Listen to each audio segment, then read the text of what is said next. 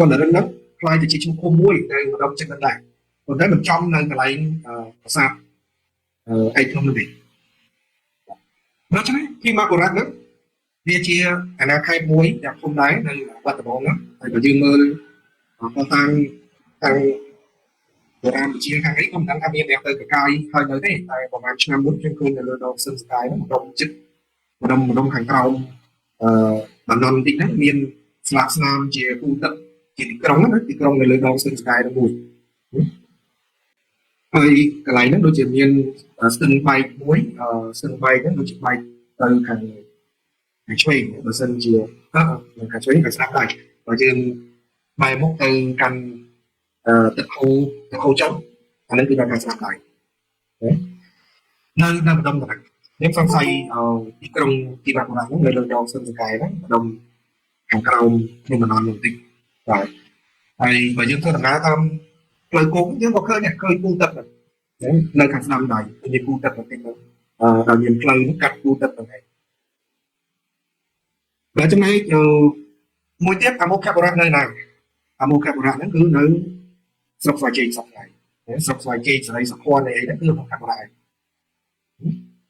là miếng của sao sọc thùng nó cứ chỉ snow này Amokabura này ở đồng sọc thùng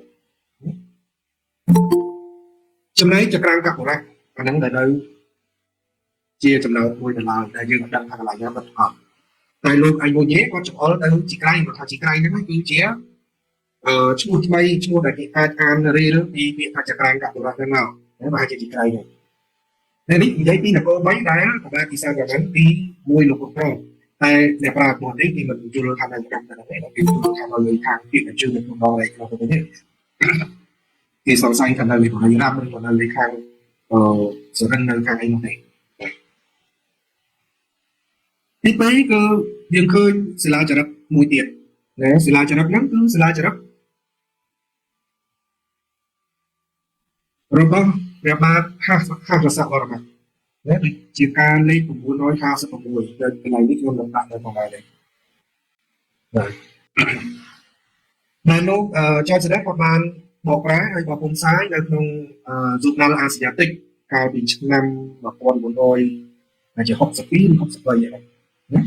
ไอ้ความสำคัญได้เลยสิลาจากนั้นแบบตรงนี้เป็นอะไรน่าจะสักว่า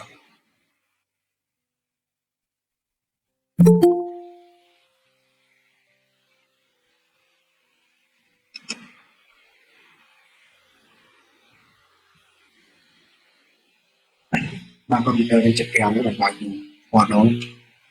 บางไงได้เงินทุนทุนคลองในเรื่องแบบคุณใช้ไปใช้บางไงบางใจ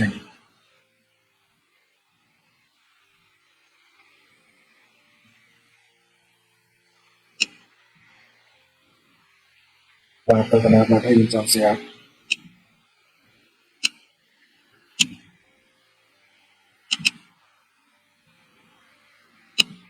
มาสลายจะรับนี้การปีขนมทรายในขนมกดในการแจกโซยานะยังเคยที่ดักคาร์โรเคยเดินมาทำจักอายุชาเนี่ยในตัวโบราณม้วนแต่เป็นภาษาเป็นอักไอ้นั้นจิตก็เคยเรียนแบบเนี้ยสมโนม้วนแต่เรียนชาสลายจะรับเนี่ยไอ้แต่เป็นขนมไอ้ซาไทยกับทรายเจียซอไทยนี่เคยที่ดักคาเราเคยในอุทธรในประชุมจุดอุทธรอุทธรนั่นคือในขังเล็กอายุชาที่ขังเล็กอายุชาในเรื่องดองทะเลเมื่อกี้แต่เขาจบได้สมบัติในสมัยพิจารณาแล้วนี่คือเรียนดองทะเลปีดองทะเลม้วนแต่เรียนบาดโก้เรียนทุนบุรีđóไอ้ดองทะเลเมื่อกี้làขังเล็กnhưng mình qua chúng mình đangทะเลไอ้นี่โดยจะมีดองคาโดยจะใจปัญญาของนั้นทะเลไอ้นี่เราเคยได้หนองเฮ้ยนับเป็นแบบบอกลายนั้นด้วยนั่นเองสดัด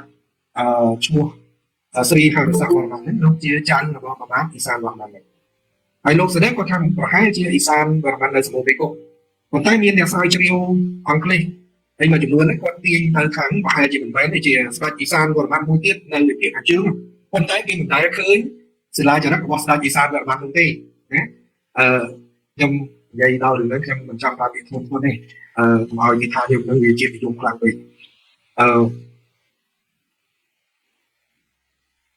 ខ្ញុំឃើញទំនោរមួយគេចូលចិត្តបង្វែងណាចូលចិត្តបង្វែងរវាងទៅរឿងផ្សេងណាអឺដែលរឿងនោះវាអត់មានអីសោះអត់មានផុសតាងអីសោះតគេដាក់សង្ស័យទៅរឿងផ្សេងដែរហើយយកអារឿងខ្លួនឯងសង្ស័យយកអារឿងមន្ទិលសង្ស័យអត់មានផុសតាងសូម្បីតែបន្តិចហ្នឹងយកមកចោទហើយមែនទេគួរតែមែនច្បាស់ជាស្ដាច់មួយទៀតហើយអ៊ីសានប្រមិនហ្នឹងមានដំណើរការទូត្រាមកដល់ហ្នឹងបាទប៉ុន្តែបើសិនជាយើងពិនិត្យមើលសិលាចារឹកដតីទៀតខាងក្រោយមកណាបាទនេះខ្ញុំបកប្រែជាភាសាខ្មែរនេះដែលថាស្រីហាសវរណៈជារីតតារបស់ប្របាទពិសានវណ្ណហ្នឹងដែលមានពុទ្ធសភាដ៏ល្បីល្បាញបានទទួលស្នងយ៉ាងត្រឹមត្រូវនៅរាជបល្ល័ង្កសូសីអាឌៀតសង្ឃាសនៈនេះហើយព្រះអង្គបានប្រទានចំពោះព្រះអធិទេពណាសេរីអមរតកេស្វរៈហ្នឹងនៅក្រែស្នែងរដ្ឋមួយតែប្រដាប់ដោយលំអដ៏រុងរឿងជាមួយនឹងខ្លោះមួយអ្នករួមកភ្លេងជាច្រើនអីទៅដើម្បីធ្វើជាអ្នកបានរួមផ្លាយទៅអីចឹងណាដូចជាប្រពៃណីដែលយើងមានតាំងពីយូរយារហើយដូចជាសិលាចារឹកនៅវត្តជ្រួយវត្តអីការលេខ600ហ្នឹងក៏មាននិយាយពីរឿងថ្វាយអ្នកបណ្ដាថ្វាយអីចឹងនេះហើយខ្ញុំនិយាយមិនគឺថាសិលាចារឹកក្រោយមកទៀតដូចជាសិលាចារឹកការលេខ1142នេះលោក Close គាត់បានធ្វើការសិក្សានៅឆ្នាំ1986ណាគាត់សរសេរចុះផ្សាយនៅក្នុងទស្សនាវដ្តីអ្នកប្រាសាវកJournal de Savant តាំងពីឆ្នាំ86ហ្នឹងគាត់បានបញ្ជាក់ប្រភពទេគាត់ថាព្រះអង្គម្ចាស់សិរិធនឲ្យគាត់រូបហ្នឹងឲ្យគាត់យកទៅមើលទៅគាត់ក៏បកប្រែដោយទូដាក់ចំណងជើងថាពេលខ្មែរអវងដងគោណាប្រទេសកម្ពុជាមុនសម័យគោហើយនៅពេលដែលខ្ញុំអានអីចឹងទៅគាត់ថាបើតាមនឹងនិយាយគេថាប្រភពសិលាចារឹកនេះគឺមកពីខេត្តស៊ីទេពហើយក្រោយមកខ្ញុំបានទទួលរូបភាពសិលាចារឹកនេះពីមកសាខានេះគាត់ឲ្យខ្ញុំមើលជាសិលាចារឹកថ្មីរបស់ប្រកាសជ័យប្រមាណទី1ណាហើយសិលាចារឹកនោះគឺសិលាចារឹកការលេខ114142ក្នុងពេល1141ហើយណា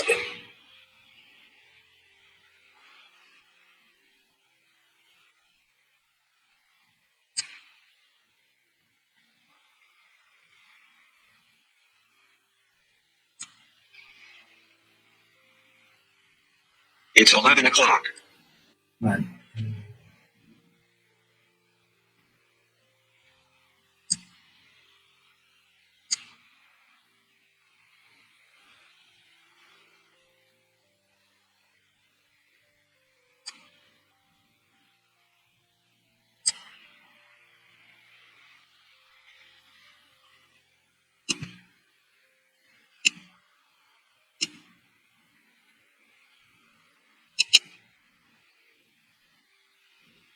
Ini selajar aku ni haiខ្ញុំទៅឃើញថ្មីចុងក្រោយនេះឃើញលោកគ្រូកងវល់ខាត់ស៊ីវ៉ាគាត់បកប្រែជាភាសាអង់គ្លេសហើយជាភាសាថៃគាត់អានសារជាថ្មីហើយគាត់បានក្រាស់ដែលគេដឹងហ្នឹងច្បាស់ជាងឆ្ងាយមើលអាចមើលយល់បានច្រើនជាងដែលសិលាចារឹកនេះបញ្ជាក់ពីរឿងប្របាទជ័យប្រមាណទី1ហ្នឹងលោកជាចៅរបស់ប្របាទពិសានប្រមាណទី1ពិសានប្រមាណទី1ហ្នឹងលោកមានរាជទីយាតមួយប្រហែលជារាជទីយាតរបស់លោកហ្នឹងគេហៅថាយុវរាជហ្នឹងលោកបានឡើងសោយរាជទេណាហើយប្រហែលជាអ្នកឡើងសោយរាជស្នងលោកហ្នឹងគឺជាព្រះវរ្ម័នទី2ណាហើយដល់អញ្ចឹងរាជទីយាតហ្នឹងគាត់មានកូនប្រុសមួយណាប៉ុន្តែលោកសេរីនេះគាត់អាននេះយុវរាជហើយគឺជាមានកូនស្រីរបស់យុវរាជហ្នឹងរៀបការជាមួយចន្ទរវរ្ម័នហើយដល់ពេលលោកបង្វល់គាត់អានហ្នឹងគាត់ដូចជាបង្ហាញថាចន្ទរវរ្ម័នហ្នឹងជាកូនរបស់យុវរាជនេះវិញណាយុវរាជហើយបានជ័យវរ្ម័នទី1ហ្នឹងគាត់ជាកូនរបស់ព្រះបាទចន្ទរវរ្ម័នហើយត្រូវជាចៅរបស់យុវរាជហើយយុវរាជហ្នឹងគាត់បានឡើងសោយរាជតែព្រះវរ្ម័នដែលជាបងប្អូនប្រុសរបស់យុវរាជហ្នឹងគាត់ឡើងសោយរាជទៅចឹងហើយបានជានាំឲ្យគេធ្វើសេចក្តីសន្និដ្ឋានថាជ័យវរ្ម័នទី2នេះគាត់ដណ្ដើមរាជពីតាមីងរបស់គាត់ព្រះវរ្ម័នទី2នេះហើយក្រោយពីគាត់យកជ័យជំនះបានគាត់គ្រប់គ្រងទឹកដីទៅភាគខាងជើងហ្នឹងឆ្ងាយ បន្សល់ទុកសិលាចារឹកហ្នឹងនៅស៊ីទីហើយបើរាជធានីរបស់គាត់អត់តាំងនៅសម្បូរព្រៃគុកទៀតទេគាត់ទៅតាំងរាជធានីនៅឯបរន្តរបុរៈហ្នឹងគឺនៅស្រុកពួកណាក្នុងខេត្តសៀមរាបនៅម្ដុំនេះត្រង់បរាយទឹកខ្លាជានិរដីនេះបាទអាយតំអស់លោកស្រីដល់មើលយើងឃើញស្លាកស្នាមជារៀនទីក្រុងមួយណាមានវត្តមួយឈ្មោះវត្តខ្នាតហ្នឹងគឺពាក្យថាខ្នាតហ្នឹងមកពីឈ្មោះអាទិទេពនៅវត្តហ្នឹងឈ្មោះថាស៊ីលោកណានេះវិហារវត្តខ្នាតហ្នឹងគឺធ្វើនៅពីលើប្រាសាទប្រាសាទភ្នំមួយដែលគេតម្កល់អាទិទេពឈ្មោះស្រីលោកណាដែរនៅចំកណ្ដាលរាជធានីហ្នឹងហើយដែលយើងឃើញស្លាកស្នាមគូទឹកហ្នឹងនៅសល់ហ្នឹងហើយនៅក្នុងសភៅអង្គរអតីតបច្ចុប្បន្នហើយនឹងអនាគតហ្នឹងឃើញដៅតំបន់ហ្នឹងដូចទីក្រុងហ្នឹងដូចនៅម្ដងអត់ទេមិនបានក្រុមដណ្ដប់តំបន់វត្តខ្នាតទេ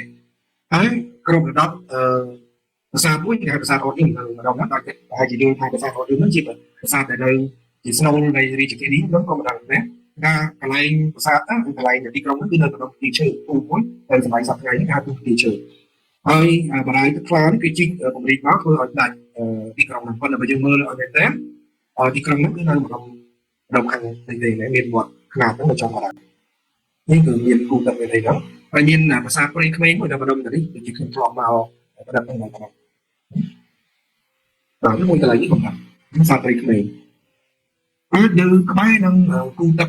នៅភាគរលិចនៃរាជធានីនោះ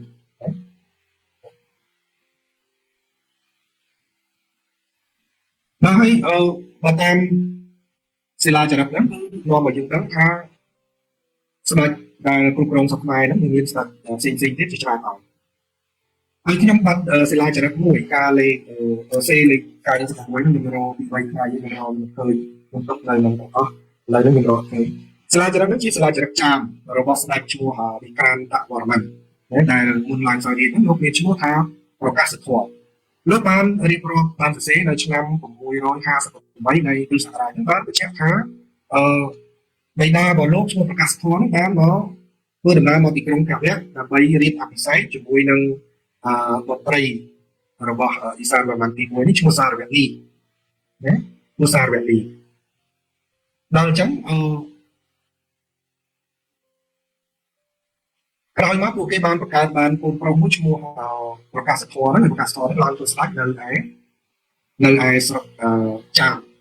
ដូច្នេះយើងគ្រាន់តែនៅក្នុងរជ្ជកាលរបស់អ៊ីសានវរ្ម័នទី1ឬក៏អាចក្រោយនឹងបន្តិចចុងរជ្ជកាលរបស់អង្គហ្នឹងលោកមានចៅដល់ទី2ដែលគ្រប់គ្រងនៅឥណ្ឌាឆ្ងាយពីស្រុកខ្មែរបាទមួយនៅស្រុកចាមចៅមួយនៅស្រុកចាមខ្ញុំអរគុណបងពីបុរាដែលលើកខ្ញុំមានរឿងហ្នឹងខ្ញុំភ្លេចរឿងថាចៅរបស់ប្របាទអ៊ីសានវរ្ម័នមួយទៀតនៅគ្រប់គ្រងនៅជាស្ដេចនៃប្រទេសចាមបាទហើយចៅមួយទៀតគ្រប់គ្រងនៅឯពាក្យកណ្ដាលនៃប្រទេសថៃសប្តាហ៍ថ្ងៃហើយទៅពាក្យខាងលើបាទយើងមើលផែនទីហ្នឹងគឺឧទោហ្នឹងគឺនៅក្នុងខាងនេះខំ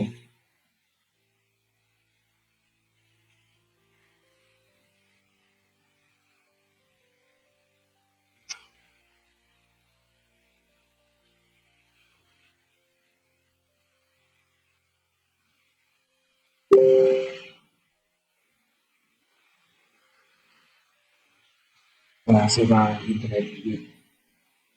បាទឧទោនៅម្ដងខាងនេះហើយអយុធ្យានៅម្ដងខាងនេះបាទនេះអយុធ្យានេះអយុធ្យាហើយឧទោហើយឧទោចាស់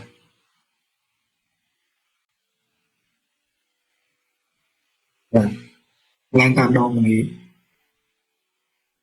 ហើយបើចៅរបស់ព្រះអង្គគ្រប់គ្រងនៅហ្នឹងដូច្នេះទឹកដីនៅខាងហ្នឹងមិនជាសម្ព័ន្ធមិត្តរណបជាឡានៅអីសម្បូរបីគុកនេះ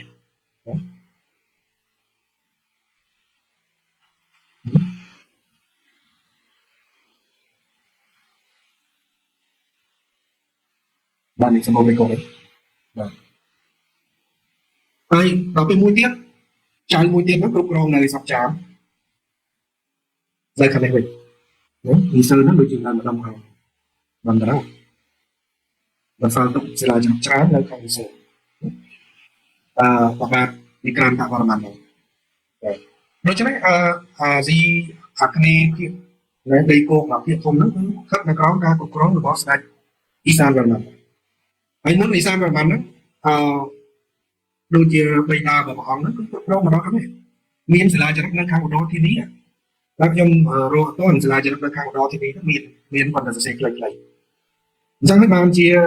nhom khơi tha sẽ là cho nó đâu khơi coi được tiền tiện trái thì sâu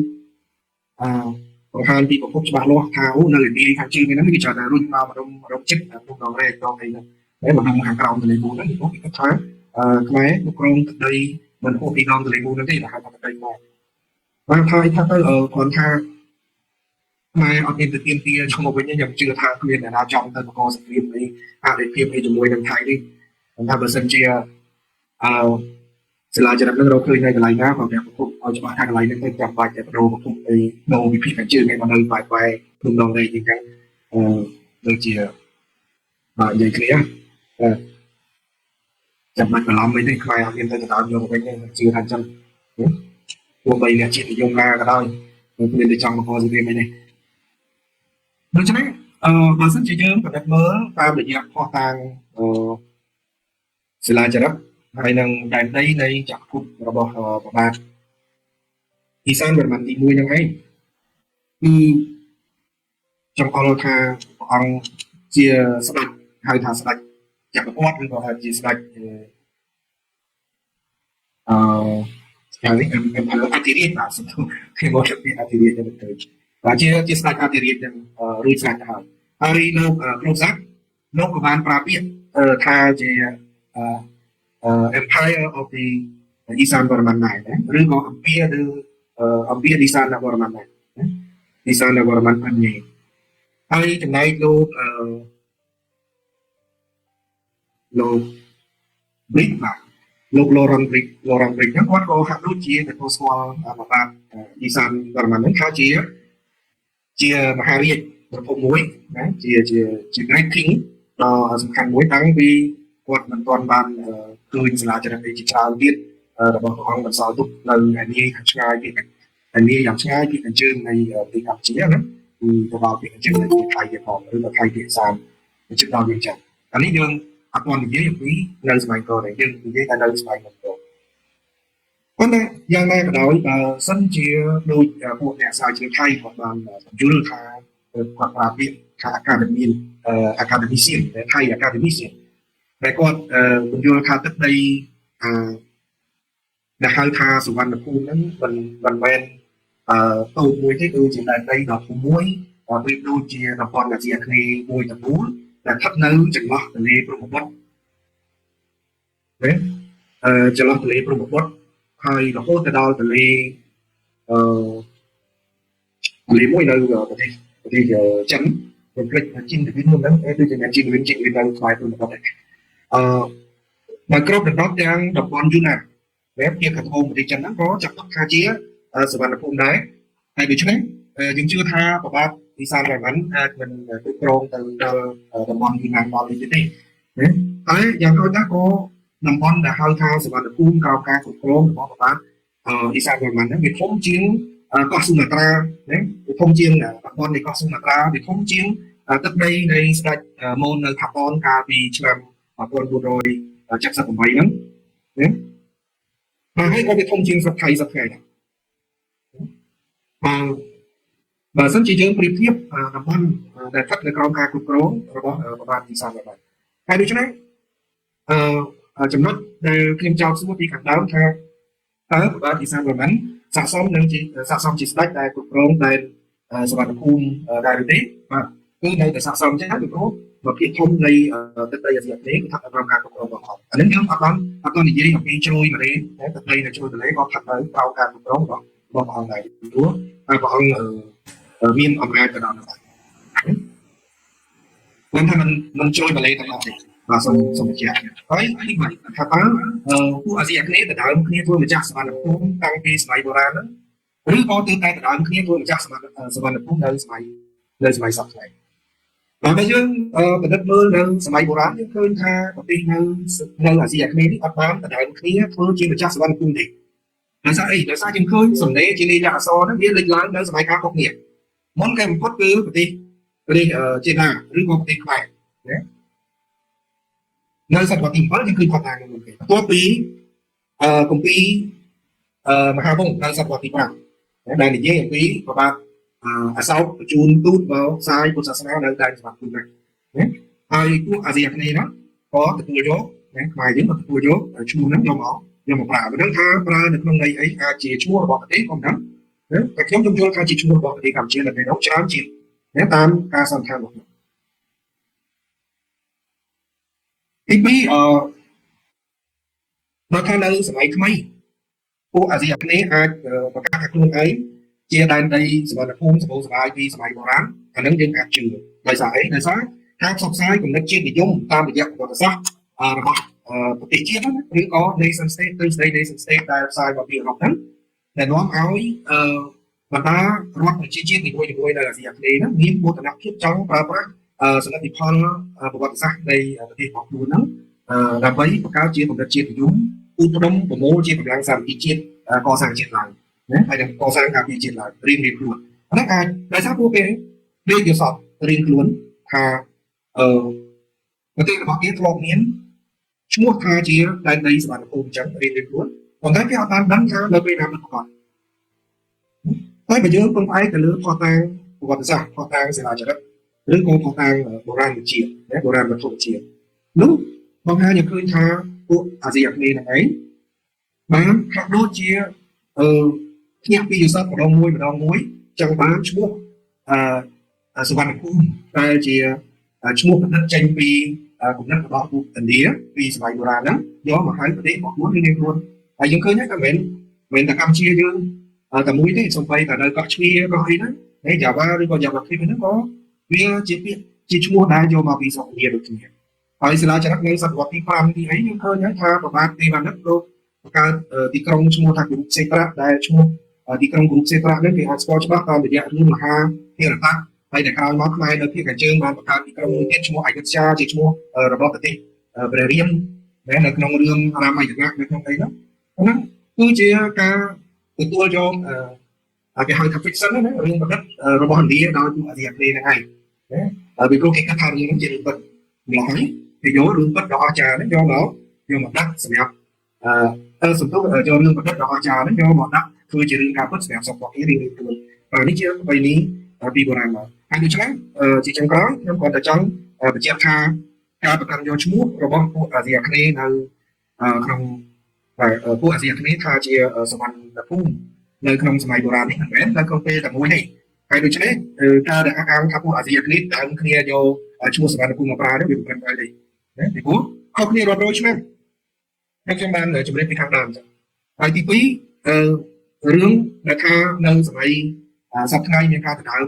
គ្នាធ្វើជាម្ចាស់សវណ្ណភូមិអីហ្នឹងអាហ្នឹងមកពីទេដេកយល់សពណាគេបានដឹងរឿងប្រវត្តិសាស្ត្រពិតប្រាកដ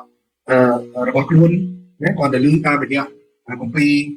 ពុទ្ធសាសនាដែលបង្ហាញពីដែនសវណ្ណភូមិពីស្អីដែលពួកឥណ្ឌាគេហៅនឹងឯង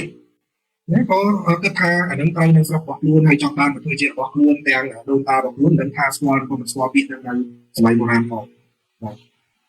ហើយនៅមានរឿងមួយទៀតគឺថាសម្រាប់ប្រទេសថ្មីដែលទើបតែកើតឡើងនៅលើទឹកដីនៃប្រទេសមួយទៀតពីសម័យបុរាណតើគេអាចប្រកាសភាពស្របច្បាប់ថាគេជាម្ចាស់នៃទឹកដីនឹងដែរឬអត់បើសិននេះគេថានៅក្នុងលក្ខខណ្ឌដែល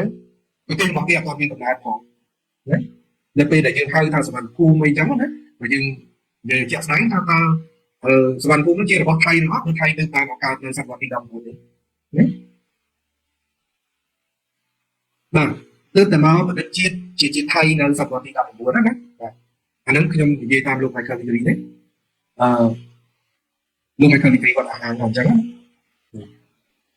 ហើយដូច្នេះបើសិនជាខ្ញុំយល់ថាបើសិនជាយើងទទួលស្គាល់ប្រវត្តិសាស្ត្ររៀនខ្លួនប្រហែលជាយើងអត់ជួបគ្នាទេណា ហើយដូចខ្ញុំនិយាយពីខាងដើមអញ្ចឹងគាត់ទៅទទួលស្គាល់ប្រវត្តិសាស្ត្រមានតែងាប់ហើយពួកយើងអត់មានទៅគូដៅទៅច្បាំងបដៅយកទឹកដីនឹងត្រឡប់មកវិញណាព្រោះយើងនៅតែលើទឹកដីយើងប៉ុណ្ណឹងថ្ងៃយើង cultivate តអស់ផងយើងទាញយកប្រយោជន៍តអស់ផងអូខេអញ្ចឹងអ្វីដែលខ្ញុំចង់និយាយដល់ចង់បង្ហាញនៅនេះគឺសូមបញ្ចប់តែប៉ុណ្្នឹងសូមអរគុណហើយដល់មកលោកស្រីនៃចូលរួមស្ដាប់ដល់សូមអរគុណហើយបើមានសំណួរអីចង់សួរបញ្ជាក់បន្ថែមខ្ញុំស្វាគមន៍ទៅតាមលទ្ធភាពដែលអាចចេះគឺអាចឆ្លើយបាន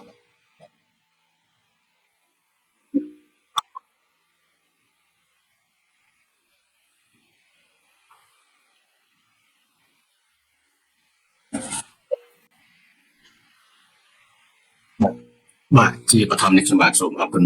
អ្នកកាន់កម្មវិធីហើយក៏សូមអរកាយគ្រប់គុណចាស់គ្រប់ព្រះអង្គសូមមានសំណួរពីសួរអាដាមបណ្ឌិតសភាចា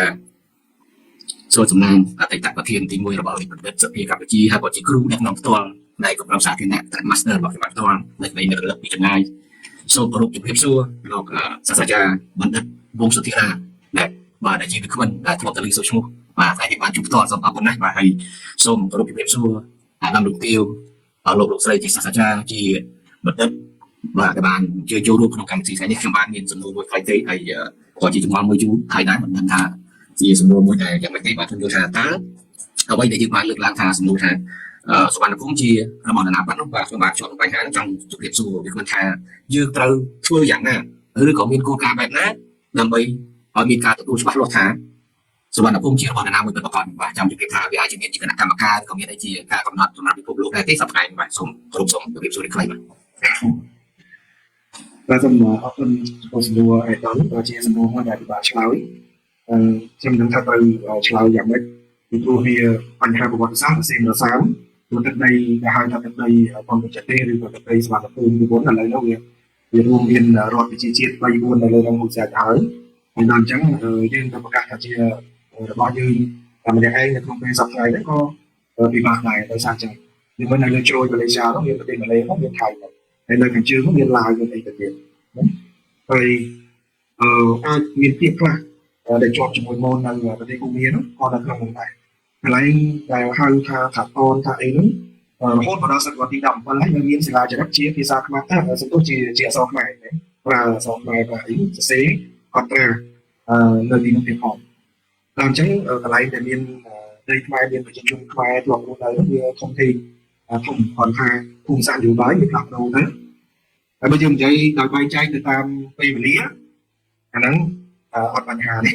តែដល់ពេលនិយាយដោយសរុបកាលតាំងពី2000ឆ្នាំមុនរហូតដល់សប្តាហ៍ថ្ងៃអាហ្នឹងគឺទៅវិញប្រហែលបាទចុះសេនសាស្ត្រហ្នឹងទៅចឹងវាខ្លាយទៅជាមរតករួមរបស់ប្រជាជាតិបាទប្រជាជាតិផ្សេងគ្នាជាបាទមានប៉ុណ្ណឹងបាទ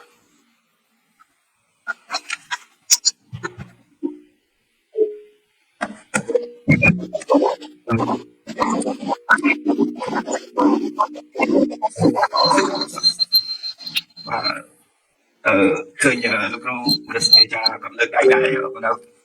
សូមអភ័យទោសខ្ញុំសូមខ្លីសោះសូមអភ័យទោសខ្ញុំធនធារាខ្ញុំបច្ចុប្បន្នខ្ញុំកូនសិស្សស្របគ្នាជាមួយលោកគ្រូប្រសិទ្ធចានៅសាកលវិទ្យាល័យថ្ងៃសប្បាយចិត្តដែលបានមកស្ដាប់គ្រូម្ដងទៀតក្នុងពេលដែលថ្មីជាច្រើនបន្ថែមទៀតស្របគ្នាជាមួយលោកគ្រូ4 5 ឆ្នាំនៅសាកលខ្ញុំមានចំណុច2ឬ3ខ្ញុំចង់លើកមកបញ្ជាក់នៅថ្ងៃនេះទី1ខ្ញុំបានលើលោកគ្រូមានប្រសាសន៍អភិវឌ្ឍNicholas Rivera ក៏សេរីសម្រាប់ភូមិដែល journalist ការអភិវឌ្ឍของគាត់ហ្នឹងគាត់និយាយច្រើនណាស់ដោយពីទស្សនវិស័យប្រទេសភូមិហើយប្រទេសសៀមប្រទេសថៃនោះប៉ុន្តែចំណុចគួរឲ្យចាប់អារម្មណ៍មួយគាត់ថាEdicts of Ashoka ហើយស្រាប់តែសោកទី2ទី3មុនព្រះសក្តាហ្នឹងយើងគួរប្រឆាំងចែងដោយសារតែការអាងថាមានបញ្ជូនអ្នកផ្សព្វផ្សាយសាសនាពុទ្ធសាសនាទៅនៅក្នុងហ្នឹងគាត់បានលើកឡើងថាបញ្ហាក្នុងការខាងប្រទេសហើយបានជាអត់មានលក្ខណៈពិតប្រាកដដោយសារតែការជីកកាយ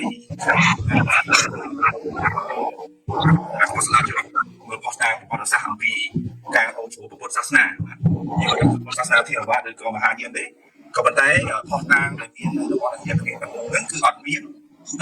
ផុសតាងណាដែលស៊ីបាក់ជាមួយនឹងសម័យកាលដែលប្រវត្តិសាស្ត្រផ្សាយមកស្វាគមន៍ឬក៏ជាគ្នាទេមានន័យថាពុទ្ធសាសនាដែលចេញជាផុសតាងរបស់ផ្សេងៗយ៉ាងនៅវិមាននៅចក្រភពខ្មែរនៅតំបន់ផ្សេងទៀតហ្នឹងគឺទី5នៃគ្រិស្តសករាជហើយនេះយ៉ាងណាក៏គ្នាផង5ឆ្នាំมันមានផុសតាងជាក់ស្ដែងណាដែលបង្ហាញថាសាលាចរិតប្រវត្តិសាស្ត្រហ្នឹងមានលក្ខណៈសុក្រិតមានការផ្សាយមកសវណ្ណភូមិឬក៏មកជាគ្នានឹងទៅតាមសម័យកាលដែលសាលាចរិតធ្វើបានទេអញ្ចឹងគាត់ថាយើងប្រចាំប្រែងក្នុងការយកចំណេះដឹងហ្នឹងខាងជាផុសតាងប្រវត្តិសាស្ត្រជាក់ស្ដែងយកទៅជែកវិញទៅទៀតណាបាទចំណុចដែលខ្ញុំចង់លើកឡើងនេះគឺសវណ្ណភូមិហ្នឹងទៅជាមួយនឹងពុទ្ធសាសនាគឺបានមានភាសាខាងដើមហើយថាមានចេញពីប្រវត្តិសាស្ត្រមានសេរីលង្កាមាននៅចក្រភពម៉ាឡេនៅពីអីហ្នឹងគឺផ្សារភ្ជាប់ជាមួយនឹងពុទ្ធសាសនាក៏ប៉ុន្តែនៅពេលដែលយើងនិយាយអំពីសាលាចរិតនៅដែលបានមានភាសាហ្នឹងប្រវត្តិឯកសាររ៉ាម៉ាន់ហ្នឹងគឺមានគេឈ្មោះហើយក៏បានមានខាងថាទឹកប្រៃម្ដងថ្ងៃហ្នឹងគឺដោយសារតែឯកសារនបរៈឬក៏សម្បូរព្រៃគុកដែលកសាងក្នុងហ្នឹងក៏ប៉ុន្តែសាសនាមិនមែនជាពុទ្ធសាសនាទេយើងដឹងហើយថាភាសាដែលមកនៅសម្បូរព្រៃគុកតាមតែភាសាដែលមកនៅសតទុកហ្នឹងគឺប្រមាណសាសនាបែបផ្សេងបាក់ណា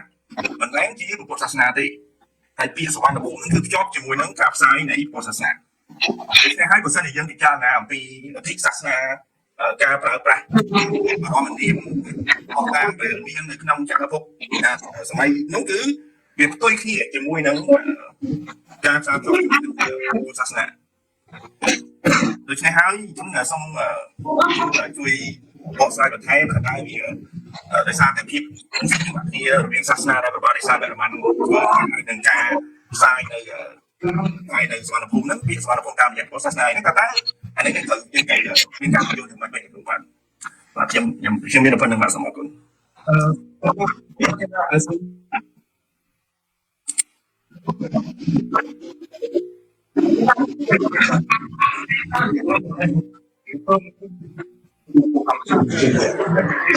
សូមអរគុណចឹងលោកគ្រូអាចនិយាយបានណាបាទសូមសំទិញ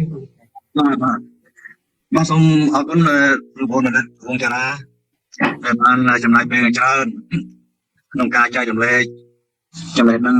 ដ៏សំខាន់នេះតាក់ទងនឹងសាលាចរិតទឹកដីសវណ្ណភូមិហើយដែលមានការរកឃើញសាលាចរិតសវណ្ណភូមិប្រហែលឆ្នាំកន្លងទៅនេះការរកឃើញនេះដែលមានទៅច្រើនលោកគ្រូសូមនិយាយខ្លីៗតិចគឺជាមុតអាភិបជាតិខ្មែរដែលយើងរកឃើញបោះតាំងអំពីអតីតកាលរបស់យើងហ្នឹងហើយដែលយើងត្រូវតែហ៊ានអះអាងថាទឹកដីសវណ្ណភូមិនេះគឺជាកម្មសិទ្ធិផ្ដាច់មុខនៃប្រជាជាតិខ្មែរដោយសារសាលាចរិតសវណ្ណភូមិនេះឯងពីព្រោះកាលណាយើងត្រឡប់ទៅអតីតកាលរាប់ពាន់ឆ្នាំយើងអត់អាចយកអារម្មណ៍ជាតិនិយមនឹងយកមកលេងឡំបានទេចូលទៅបែរនៅផោះតាមប្រវត្តិសាស្ត្រជាក់ស្ដែងហើយជាពិសេសទៅលើផោះតាមដែលមិនរលុករលាយពីប្រាំងទេមញ្ញាសាអំពីរិសាបទេមញ្ញាសាអំពីរិសាបមានប្រាសាទថ្មមានសាលាចរិតគឺអសរថ្មនោះដែលយើងរកឃើញនេះគឺជាផោះតាមមួយដែលមិនអាចដំណាលបដិសេធបានទេជាមុតអភិបហើយបង្ហាញថាខ្មែរជាម្ចាស់កម្មសិទ្ធិផ្ដាច់មុខនៃទឹកដីសវណ្ណភូមិតាមការរកឃើញសាលាចរិតនៅវត្តគិរីស្ដេចគង់នៅស្រុកបាសែតនេះហើយពលបណ្ឌិតវងតារាជាអ្នកបកប្រែសាលាចរិតមួយគេហើយគេបានដឹងអំពីសាលាចរិតនេះគឺថាដោយសារលោកពលបណ្ឌិតវងតារាហើយដែលមិនអាចដំណើរថាដឹងពីរឿងហ្នឹងមួយគេបានទេហើយលោកគ្រូបានយកលទ្ធផលនៃការបកប្រែបងប្អូនវងតារាហ្នឹងបូកជាមួយនឹងការរកឃើញសាលាចរិតការទៅឃើញផ្ទាល់ពួកក្រុមការងាររបស់រដ្ឋាភិបាលដែលចោះទៅសុខបសែតហ្នឹងគឺក្រុមការងាររបស់អាយដាមនេះក្រុមការងារដែលមានលោកនេះពិសេសចូលរួមអាយដាមយើងមលីបាទអាយដាមយើងមលីទៅ cho từ sập nắng rồi miền lư bộ miền nắng trong bàn chun tầm nắng đâu ai đồng yên lý rồi cho từ trong càng nghe cho từ sông bờ sai nắng rồi thà tôi nói xong từ anh là cũng dốt sẽ lại cho đất nắng ngọt luôn với đôi ba vì pro sẽ phát tăng để mũi cốt để dương mình ai có bắt ma này bộ ti tăng vật cái sai công nàyคือđãจะวัดมวยเราวันนั้นจะยาวขึ้นมาบองขึ้นมาไอ้การเป็นสมองเราเองเวนโนกับเราเรียนโดยเฉพาะยังคล้ายเราตรงนั้นลือเราเนี่ยในจังบานต่อการนั่นคือมาปราวิจิตเซ็งๆแต่ไม่ยอมบัตรเขาคือเยอะอันเนี่ยไอ้อ่างนี่เลยวันในการฝึกอันดับกลุ่มนี้คือไอ้ดองยังมีบานไปจูนสักการะบอลโลกของการเรียนนั้นคือเมียนลูกไอ้ดองมันเทียบพละไอ้นั่นลูกโซลิซัสไอ้นั่นมันไปมุจิบุนเทียบtrong thời chụp chụp một lô đầu vật cái sải cùng lắm cứ ban từ thọt luôn xong rồi cho nó màu thấy buộc chụp môi nên cả bọn người buồn chả ra đâu lúc nó dọc từ bọn mình hai nó không son sắt ở đại chiết này vì và Pusasna đâu Asia này đến được nông khai cả nhá cho năm còn đi bọn nó cũng bay đây đi trong đôi podcast đây xin nói cái chụp môi nó giảm tốt điเคยทำมีการตัวโยกเจตูเต้าใครเนี่ยในจุดต่อนั้นคือประสงค์จะบันทึกไทยแต่บางบ้านบอดอันละกุ้งเราในที่mỗi ngày buôn cả nhà sẽ là một cái quan và một vậy đó lục ru nó giống như lục chia nó nóng section này để mìnhประสงค์một để bọn chiaบันทึกการพุทธศาสนาmột cái thầy đó bọnเป็นสองที่การหรือถ้าเมื่อเราเคยสลายจากสวรรค์ภูมิเราที่กัมพูชีเราสอบประสาทมันตอนฉบับได้หวังว่าจะบอกใช่ไหมทำมันตอนฉบับได้ไอ้ขยมเชียร์ประเทศในเซสชันนั้นขยมก็มันเน้นอธิบายไอ้จุดต่อได้จุดการส่งบอกรุงจำสายขยมน้าหนึ่งเถื่อบทปัญหาบทอันละกุ้งคนเรื่องมวยสไลปีพระพุทธศาสนาในสวรรค์ภูมิให้นั่นเลยเยอะปีสลายจ้ะนะสวรรค์ภูมิในโลกเคยในวัดกฤษกุ้งนั้นจังทำการจากบางอย่างนี้คือโลกโยนโครนอะไรกันมันยังโตให้เราใส่ล้ำvềประการในตามกันยาปีไอ้นำปีบอลผมไปนักยังเฟื่อในที่เราเป็นคนที่สอนมวยวัดปัญหากันมวยใส่ปีสลายจากสวรรค์ภูมินั้นไอ้บ้านเฟื่อไอ้สอนทางท่านี่เสียพอตั้งแต่มวยกดเดินปัญหาท่าประเทศกัมพูชีเชื่อมาจ้าในตึกในสวรรค์ภูมิไปโปรโลกจอสได้แต่ก็สลายเดียวปีประเทศกัมพูชีนะ60 năm đấyถ้าเราเคยได้ก็ทราบเพียงแต่เราเคยได้สังสายสวรรค์ภูมินั้นเราที่คลองทันต้องลงมาสมมติประเทศภูมิไม่สอบง่ายจังkhi ông xong bị chẹt đôi sừng khai chẳng cái lúc này bây giờ của bên này chật này hỏi thì ông phải chật bằng này mỏi trong bị chẹt tha xong bom ôn tôn khai để ông miền một đặc hiệp hay hiệp để dễ tha phật tang để nó khơi chúng mua sờ ban được phun năng nào cái kia sờ ban được phun năng đây là lục sơn cái sạc cùng chúc mừng lục sơn lời sờ lại chặt nước lục khô ban nhiều tụi bị chăng nước cứ chẳng có cái ban khơi nè chú luôn không sòn sạt là chiaทั้งmiền kia miền cái tên một chục mua là chia đây để miền Tây miền cùng miền Lào chú luôn nó đấy lục bây giờ khi ông thưa bọn hai chọc téo su tham tao miền cùng mình hay chừng trọ được đi chẳng phải sang Tây chẳng lẽ chú luôn đâu rồi nhá giờ ông lại chia chú luôn không là sòn sạt ông lại chia lục khai cả nhà cho bị bọn nó bấy đó cái nào đây là lục không bấy cả không bấy nhá chẳng cái hai ông bên này chúng tôi đây cái nó xuyên bằng khôngรอบยังตัวซองไทยได้จุดต่อเป็นไงที่มวยไงโอนกันยานั้นหวังกันเราเสียมเราคือตัวตัวชีวภาเจ็บก็ตั้งได้เหมือนไอ้ป่าในสายตานี่เลยเราจำซองไปแจ้งทานนี่จะมุดแบบเพียบบอกเขามาแต่มันเราคลายโครงการอย่างนี้ได้vì proจะผ่อนตังจะมาล้อเฮ้ยเราจำเป็นของพอต้องไปไฟบัตรเลยไปไฟบัตรสลายจะดันไฟกี่โยนออกบัตรแล้วยังเงินไอ้ชัวร์ตังบางเธออะไรกุ้งเราโครงการเรียนนั้นมาด้บางเธอในสิ่งเด็กขับสนาเราสมัยแต่โจ๊กปีดองโอ้ไปไฟบัตรไอ้โดนจำเคยเพราะในการเอาใครไปจัดการนั้นบางทีการเดินปีนั่นเต้าสมัยเราcũng vì nàyสมัยเดี๋ยวเราได้ดีรู้โลกอันเป็นคลายnhà thua đàn đây đấy thay quản lý bây giờ có quan tâu nên có lôมันคลายđấy nhà thua cái cung suối cầmคลายđó thua thôiนั่นเราบอกเราจำเคยนี่บ้านใครดูนี่คือบ้านเมียนเราโยมรองเทียนคือเมียนการกำลังกระทรวงมาประท้วงเราโอนประสนระให้เมียนการnhà thua đàn đấy đôi khi bà rồng khai cùng suối nên miền này càng đi càng cái đẹp phòn nó tàu có giờ tôi lại bắt đầu nông về kia rồi cười cái không phiมันtên thôi bạn đã bọn người sẽ ăn cái này bạn nó miền phố cái này là sau khi mình làm nhiệm vụ đầu để nâng một số nào đấy nhà ta phải xuống mất được luôn cũng phải ấy ស្លាចរិតហ្នឹងលាក់នៅក្នុងវិហារទេគាត់គេមិនទាន់បានទៅប្រាប់អ្នកទៅចោះនយោហ្នឹងអញ្ចឹងក៏លោកគ្រូបានទៅដល់ហើយនិយាយចុងក្រោយគាត់ថ្ងៃ9ធ្នូ2013នេះយើងនៅទាំងជួបជាមួយគ្នាក្នុងក្រុម Telegram ខេមរៈវិទ្យារបស់លោកគ្រូហ្នឹងគឺមានបងប្អូនចូលទៅcommentច្រើនហើយអ្នកដែលសំខាន់ជាងគេគឺបងប្រាសនឡាហើយបងវងតារាដែលចូលរួមនៅក្នុងហ្នឹងហើយនៅម៉ោង8យប់ហ្នឹងបានលោកបងប្រាសនឡាសរសេរនៅក្នុង Telegram ថាការលោកគ្រូដែលសុំគំភីសាលាចរិតហ្នឹងមិនបាត់ទេ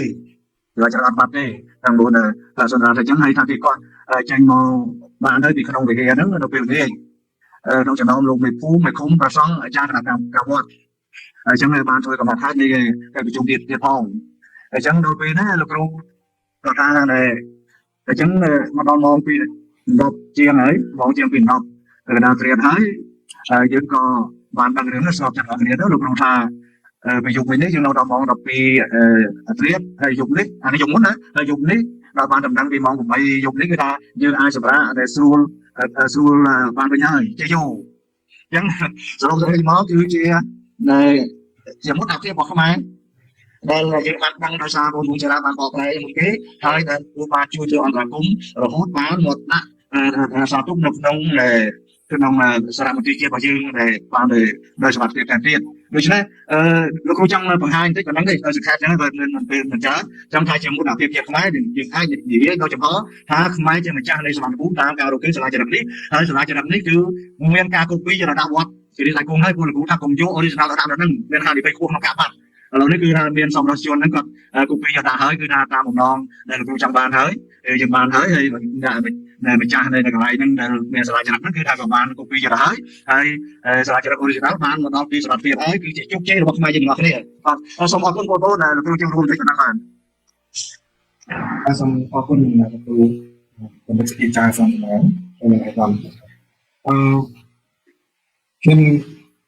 មានតែទៅតាក់ទងនឹងរឿងរកឃើញសាលាចរិតនេះខ្ញុំបានគិតដែរពីបងគាត់ឃើញហើយខ្ញុំចេះតែគិតថាបើសិនជាខ្ញុំលាក់រឿងហ្នឹងមួយឆ្នាំឬក៏2ឆ្នាំចៃដន្យមានដំណើរទៅផ្ទះឃើញពេលក្រោយទៀតគេលួចថតទៅក៏មិនដែរ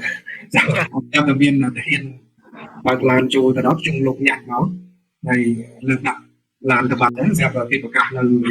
ក្រៅសភ័យនោះគេថាគេនៅគឺសាលាចរិតមកនៅសភ័យពីបោដែរឬមួយក៏បាត់ឬមួយក៏អីចឹងទៅផងដែរហើយដែលខ្ញុំផ្សាយព្រាមប៉ុន្តែដោយសារគ្នាយើងបងប្អូនម្នាក់គាត់ដែរពីសិស្ស master ហ្នឹង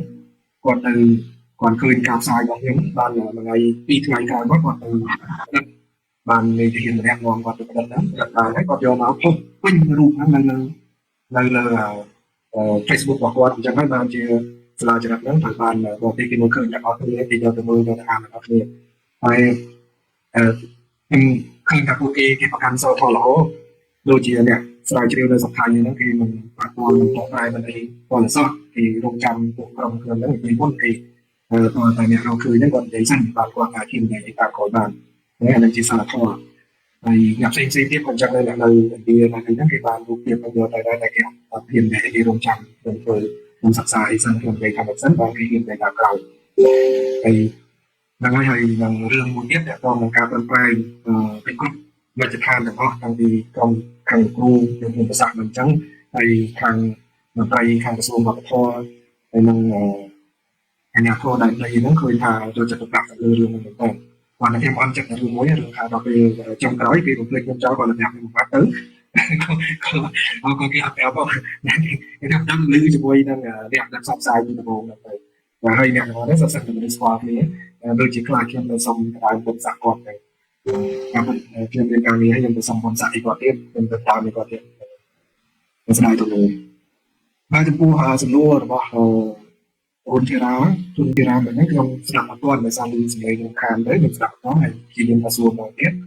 តែចំណាយអត់មានបាទឥឡូវធីរ៉ាអាចសួរម្ដងទៀតបានទៀតតែបងទៅមួយហ្នឹងបាទអរគុណច្រើនខ្ញុំលើកឡើងពីចំណុចបទសាស្ត្រនឹងលើកខ្ញុំលើកឡើងពីចំណុចខ្ញុំចំណុចទី1ខ្ញុំអត្ថបទសវណ្ណភូមិចុងក្រោយដែលគ្រូលើកឡើងទៅសេដោយលោក Nicholas Rivera ខ្ញុំបានអានអត្ថបទហ្នឹងហើយគាត់ តែសេអំពីទស្សនៈពីភូមិពីសៀមតាក់ទងជាមួយនឹងពាក្យសវណ្ណភូមិហ្នឹងក៏ប៉ុន្តែចំណុចគួរឲ្យចាប់អារម្មណ៍នៅក្នុងអត្ថបទគាត់ហ្នឹងគឺគាត់លើកឡើងអំពីសាលាចរិតប្រវត្តិសាស្ត្រដែលនិយាយអំពីការផ្សព្វផ្សាយពុទ្ធសាសនាមកដែរនៃសវណ្ណភូមិនៅក្នុងសតវត្សទី3មុនគ្រិស្តសករាជហ្នឹងគាត់បានអះអាងថាយើងគួរប្រុងប្រយ័ត្នក្នុងការយកខ្លឹមសារហ្នឹងមកធ្វើជាអំណាចជាក់ស្ដែងនៅក្នុងនៃប្រវត្តិសាស្ត្រដោយសារអីដោយសារតែឆ្លងតាមការរុករកផ្នែកបុរាណវិទ្យាសាលាចរិតឯកសារជាលិលាអក្សរទម្រង់នៃការផ្សព្វផ្សាយសាសនាពុទ្ធសាសនាមកដែរនៅសវណ្ណភូមិឬដែរនៅអាស៊ីអាគ្នេយ៍ហ្នឹងมันមានផុសតាងនេះទេនៅក្នុងរីប្រវត្តិសាស្ត្រសតវត្សទី3មុនគ្រិស្តសករាជឬក៏សតវត្សទី2សតវត្សទី1ហ្នឹងគឺมันមានផុសតាងស្ដីអំពីការកកើតនៃពុទ្ធសាសនានៅក្នុងដែរនៅអាស៊ីអាគ្នេយ៍ទេរដ្ឋភាគច្រើនសារជ្រាបនៅអធិពលពុទ្ធសាសនានៅក្នុងប្រហែលជាសតវត្សទី3ទី4ទី5នៃគ្រិស្តសករាជហើយទេអញ្ចឹងមានថារយៈពេលហ្នឹង4-500ឆ្នាំខុសគ្នាណាបាទអញ្ចឹងហើយបានជាគាត់លើកជាអំណាចថាយើងគួរប្រុងប្រយ័ត្នក្នុងការយកខ្លឹមសារហ្នឹងមកធ្វើជាអំណាចណាប្រវត្តិសាស្ត្រដោយសារតែខ្លឹមសារហ្នឹងប្រហែលជាមិនឆ្លើយតបជាមួយនឹងព្រឹត្តិការណ៍ប្រវត្តិសាស្ត្រជាក់ស្ដែងទេបាទអាហ្នឹងគឺជាចំណុចមួយក្នុងចំណុចផ្សេងទៀតដែលលោក Nicholas Rivera ហ្នឹងក៏បានអះអាងនៅក្នុងអត្ថបទសារជារបស់គាត់នោះបាទអាហ្នឹងគឺជាចំណុចទី1ឆ្លើយតបជាមួយនឹងខ្លឹមសារដែលលោកបានលើកឡើងនៅក្នុងបង្ហាញខាងលើបាទសំណួររបស់ខ្ញុំខ្ញុំគ្រាន់តែលើកឡើងដើម្បីទីពិចារណាទាំងអស់គ្នាស្ដីអំពី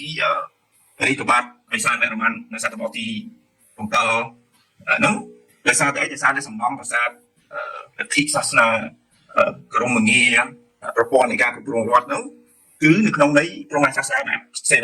វៈបាទហើយបទបង្ហាញលោកគ្រូបានលើកឡើងតាំងពីដើមមកពីក្បាលទៅមកហ្នឹងដល់ពេលដែលយើងនិយាយអំពីសវណ្ណភូមិយើងភ្ជាប់ជាមួយនឹងពុទ្ធសាសនាយើងភ្ជាប់ជាមួយនឹងពុទ្ធសាសនានៅឥណ្ឌានៅស្រីលង្កាហូរចូលមកតែនៅអាស៊ីអាគ្នេយ៍មាននៅកោះចាវ៉ានៅភូមានៅអីចឹងគឺសុទ្ធតែជារឿងនៅក្នុងន័យការផ្សព្វផ្សាយការសាកជ្រាបនៅពុទ្ធសាសនានៅតំបន់ផ្សេងៗនៅអាស៊ីអាគ្នេយ៍ហើយប្រវត្តិសាស្ត្រវេរមន្តមិនមែនជាស្ដេចដែលកាន់ពុទ្ធសាសនាទេគឺជាស្ដេចកសាងឯសានបុរៈឬក៏សមោព្រៃកុកហ្នឹងគឺក្នុងន័យប្រមាណសាសនាតោះអញ្ចឹងនៅពេលដែលមានសាលាចរិតនៅកំពង់ស្ពឺដែលបានអំពីពាក្យសវណ្ណភូមិហ្នឹងហើយពាក្យសវណ្ណភូមិសារជាប់ជាមួយពុទ្ធសាសនាក៏ប៉ុន្តែព្រះអង្គខ្លួនឯងហ្នឹងគឺមិនបានប្រើប្រាស់សាសនាហ្នឹងនៅក្នុងន័យគ្រប់គ្រងរដ្ឋនៅក្នុងន័យលើកដំកើងខ្លួនព្រះអង្គទេចឹងហើយហាក់ដូចជាវាអត់ស៊ីគ្នាណាលោកនៃពាក្យ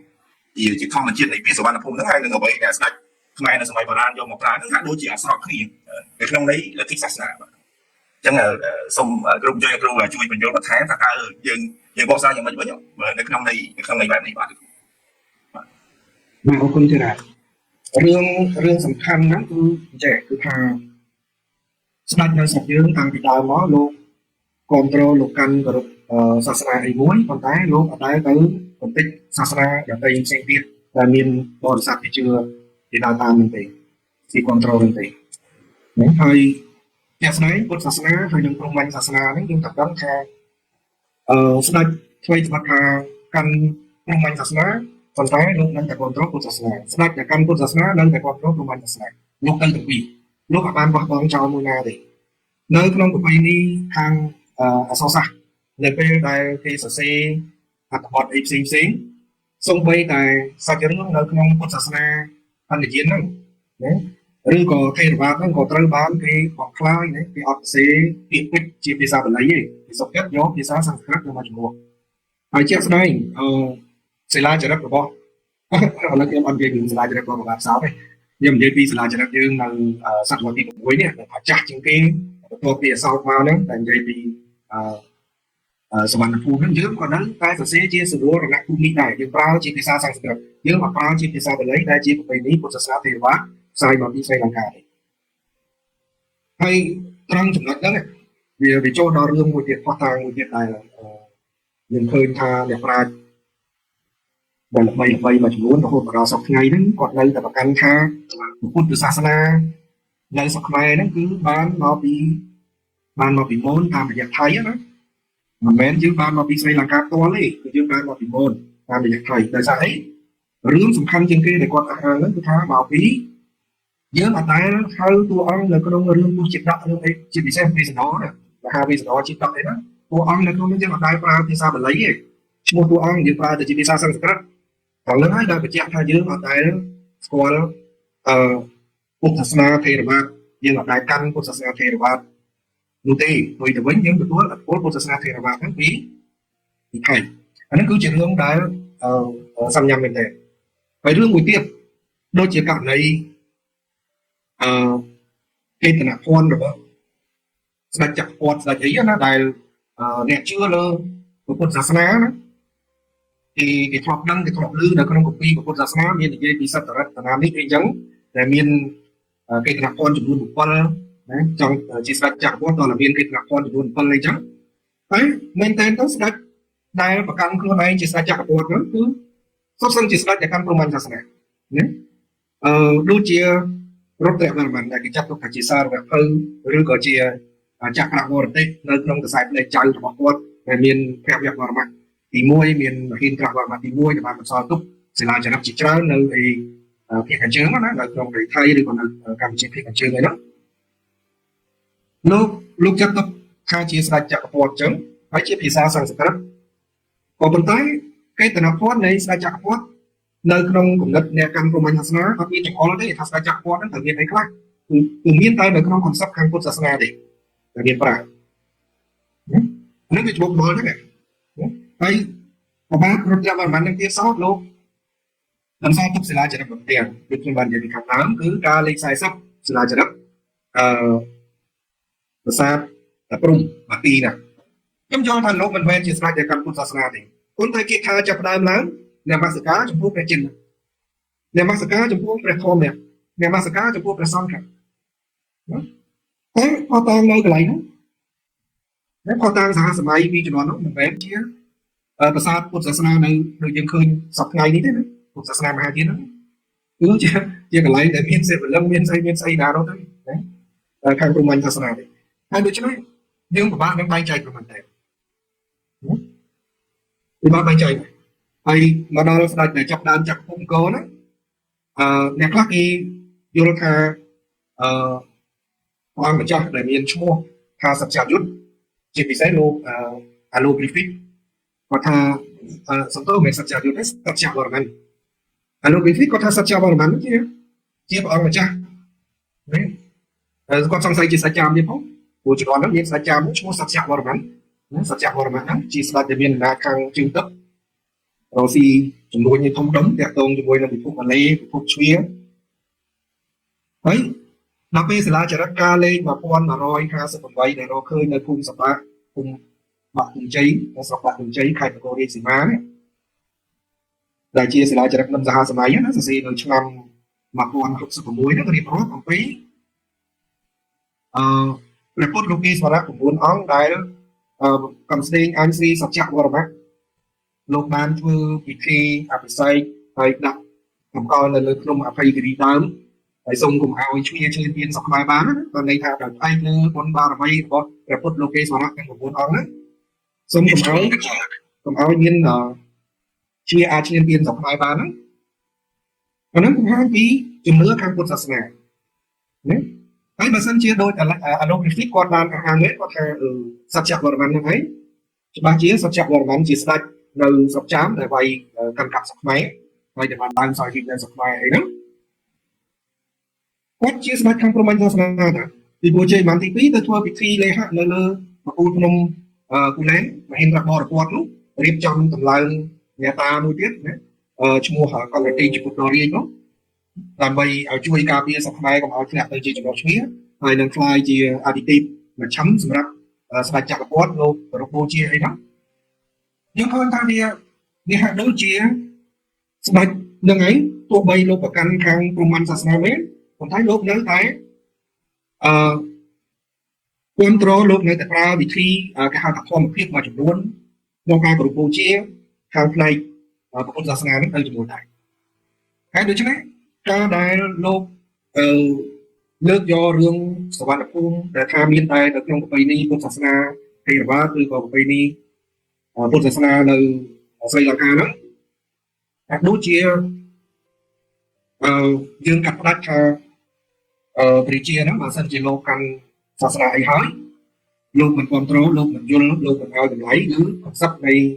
ឬក៏សារៈសំខាន់នៃសាសនាផ្សេងទៀតប៉ុន្តែជាក់ស្ដែងយើងឃើញផតតាវាគួយឃើញពីរឿងហ្នឹងដូចលោកគ្រូបានខ្ញុំបានជម្រាបជូនអញ្ចឹងថាប្រពៃណីរបស់ព្រះរាជារហូតមកហ្នឹងគឺអត់បានគាត់ចោលសាសនាដែលលោកមិនប្រពៃជាមិនជឿមិនគ្រប់គ្រងតទេហើយលោកតែងតែប្រើប្រាស់វិធីចម្រុះរបស់ហ្នឹងដើម្បីប្រយោជន៍នៅក្នុងរាជសម្បត្តិរបស់អង្គនឹងជាដរាបរៀងមកបាទហ្នឹងខ្ញុំឆ្លើយប៉ុណ្ណឹងចុះអ្នកតាពេញចិត្តឬមួយក៏អត់ទៅណាឬយ៉ាងណានេះព្រោះរឿងហ្នឹងថាបានច្រើនច្រើនពីទៀតបាទសម្រាប់អនាគតប្រធានបទទៅកម្មវិធីបាទខ្ញុំឃើញសារសំឡេងថាមានចង់លោកគ្រូរឿងអីមួយបាទសំឡេង បាទមានសួរគ្រូមានសួរទាំងអស់តាក់ទងនឹងសំណួររបស់គ្រូធំធារាចប់សួរនេះមែនតើយើងទាំងអស់គ្នាដូចហាក់ដូចជាគិតថារឿងសវណ្ណភូមិហ្នឹងជាប់តាក់ទងជាមួយនឹងពុទ្ធសាសនាដោយសារតែវាមានផុសតាមពុទ្ធសាសនាអីទៅហើយមែនតើយើងគិតឲ្យវាហាក់លឿននឹងតិចប្រហែលជាសវណ្ណភូមិហ្នឹងមិនមែនជារឿងតាក់ទងនឹងសាសនាណាមួយទេប៉ុន្តែតាមរយៈពុទ្ធសាសនាវាបង្ហាញនៅផុសតាមឲ្យយើងឃើញរបៀបមានន័យថាអ្នកស្រុកឆ្ងាយនោះហៅយើងសវណ្ណភូមិនេះទៅគ្នាប៉ុន្តែតាមឯកសារអីផ្សេងៗក្នុងព្រហ្មញ្ញសាសនាវាអត់មានសោះអញ្ចឹងបើយើងដករឿងសាសនាចេញហើយយើងគិតថាអ្នកនៅខាងស្រុកខាងនោះគឺហៅយើងខាងនេះថាសវណ្ណភូមិដូច្នេះគឺសវណ្ណភូមិនេះវាអត់ជាប់ទាក់ទងនឹងសាសនាទេដូចឈ្មោះកម្ពុជាអញ្ចឹងមិនបង្ហាញថាដូចស្អីក៏គេស្គាល់យើងវាមានពីរថាគេស្គាល់អង្គរឬស្គាល់អពតអញ្ចឹងណាអញ្ចឹងស្រុកខ្មែរមិនមែនជាប់តាក់ទងរឿងពីរហ្នឹងទេឬក៏ថានៅខាងស្រុកណាមួយទៅយើងចាប់ទៅថាស្រុកហ្នឹងដឹងតែជាស្រុកខាងសាសនាអីផ្សេងហ្នឹងតែអ្វីដែលខ្ញុំចង់និយាយខ្ញុំថានេះពាក្យសវណ្ណភូមិហ្នឹងវាអត់ចាប់តាក់ទងមួយសាសនាអត់ចាប់តាក់ទងទេអាហ្នឹងជាអ្វីដែលខ្ញុំយល់របៀបហ្នឹងហើយបើសិនបើគិតមួយទៀតដល់រឿងផោះតាងដែលបន្សល់ទុកពីសម័យខាងដើមមកឧទាហរណ៍ថាយើងដឹងថាយើងទទួលឥទ្ធិពលពីឥណ្ឌាតាំងពីសតវត្សទី1វាមានផុសតាងអីខ្លះដែលនៅសល់ហ្នឹងឧទាហរណ៍ថាសាលាចរិតមានសាលាចរិតណាដែលសល់ពីសតវត្សទី1មកទេចឹងថាការផ្សាយចូលឬក៏ឥទ្ធិពលដែលមកដំបូងហ្នឹងវាអត់ទាន់មានការលេចរូបរាងដែលអាចសល់ជាផុសតាងក៏សល់មកដល់យើងបច្ចុប្បន្នហើយជួនកាលទៀតផុសតាងទាំងអស់នោះវាត្រូវបានបាត់បង់វាអត់មានភាពយូរអង្វែងដែលបន្សល់ទុកមកដល់បច្ចុប្បន្នដែរអញ្ចឹងអាហ្នឹងប្រសិនបើអ្នកបរិវិទ្យាគេដឹងថាត្រូវតែពឹងផ្អែកសំខាន់ទៅលើពឹងផ្អែកសំខាន់ហ្នឹងទៅលើផុសតាងគាត់តែកាយឃើញបានអាចអាហារបានអ្នកសាលាចរិតគាត់តែមានសាលាចរិតចុះនៅក្នុងចន្លោះពេលដែលថាខាងដើមនៅតែអត់មានអាហ្នឹងវានៅតែជាភាពសពិសវិលមិនច្បាស់លាស់ទាំងអស់គ្នានឹងវាអាចមានឬអាចអត់អញ្ចឹងយើងដូចលោកលើកឡើងហ្នឹងវាជាការប្រុងប្រយ័ត្នរបស់យើងទាំងអស់គ្នាហើយក៏ប៉ុន្តែគឺយើងអាចគិតទៅមកផ្លូវទៀតរបៀបហ្នឹងដែរថាប្រហែលជាវាមិនសមដែលមិនអាចឲ្យយើងយកមកអះអាងបានឬក៏វាអត់ទាន់រកឃើញដោយសវណ្ណភូមិតាំងពីដើមមកចឹងមកពេលដែលលោកគ្រូរកឃើញយើងដូចនៅក្នុងភាពសពិសវិលទាំងអស់គ្នាលោកដល់ទៅមានអានឹងមួយទៅវាអ្នកខ្លះគេថាមានជាមួយវានេះទៀតតែក៏វាប្រសើរជាងអត់ដែរហើយថ្ងៃអនាគតវាអាចនឹងមានខុសតាងអាចនឹងមានអីលេចឡើងជាបន្តទៀតដែរគាត់នៅក្នុងពេលនេះអាចមានចំណុចខ្លះយើងសពិសវិលយើងមិនទាន់ច្បាស់ហើយសង្ឃឹមថាថ្ងៃអនាគតប្រហែលជាវាអាចមានខុសតាងអីបន្ថែមទៀតបាទខ្ញុំមានប៉ុណ្ណឹងបងសូមអរគុណ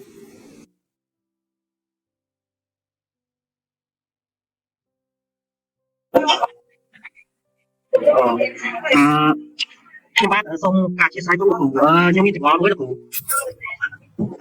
ខ្ញុំបាទបានស្ដាប់លោកគ្រូនិយាយទាក់ទងនឹងរឿងពិធីទេវរាជលោកគ្រូខ្ញុំបាទចង់សួរលោកគ្រូថាតាមពិធីទេវរាជហ្នឹងគឺជាពិធីដែលគេធ្វើឡើងដើម្បីគោរពដល់ព្រះឥសូរឬក៏គេគោរពដល់ទេម្ចាស់ស្រុកឬក៏ពិធីហ្នឹងដើម្បីធ្វើតម្កើងឋានៈស្ដេចឲ្យទៅជាស្ដេចចក្រពត្តិឬក៏យ៉ាងណាលោកគ្រូសូមលោកគ្រូជួយបញ្យល់ដល់ខ្ញុំតិចមកលោកគ្រូអរគុណច្រើនលោកគ្រូ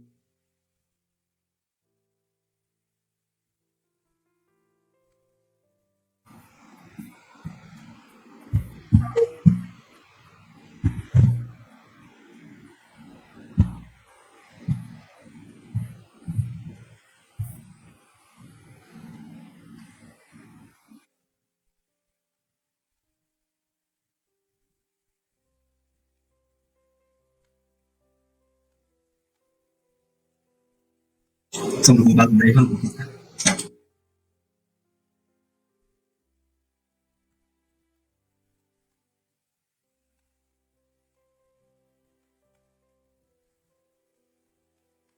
ហើយតើមកពីដល់ថ្ងៃអូយคลิกចំកន្លែងមួយនោះទៅទៀតបាទអូខេតើតើនឹងពិធីទេវរាជណាតាមពិតពាក្យហ្នឹងគឺជាពាក្យគេបកស្រាយទេពាក្យដែលលោកសេចក្តីគាត់និយាយដល់ខ្លីណាអត់ចង់និយាយពីរឿងពិធីមួយនៅក្នុងកូលែនកាលពីឆ្នាំ802ការពិតសាលាចំណាប់ក្នុងអត់មានដាក់ថាឆ្នាំណាទេប៉ុន្តែឆ្នាំ802ហ្នឹងយើងឃើញមានសាលាចំណាប់ប្រាប់ជ័យវីរៈវរ្ម័ននៅតាមសតវត្សទី11ទៅបានយូរទៅដល់នឹងពិធីដ៏ធំមួយដែលប្របាទជ័យវរ្ម័នទី2លោកធ្វើនៅលើកំពូលភ្នំដែលមានប្រាក់បរិវត្តហើយពិធីហ្នឹងមាន4គោលដៅហើយសិលាចារឹកគេមិនថាពិធីទេវរាជទេគេថាជាពិធីលេហៈណាពិធីលេហៈដែល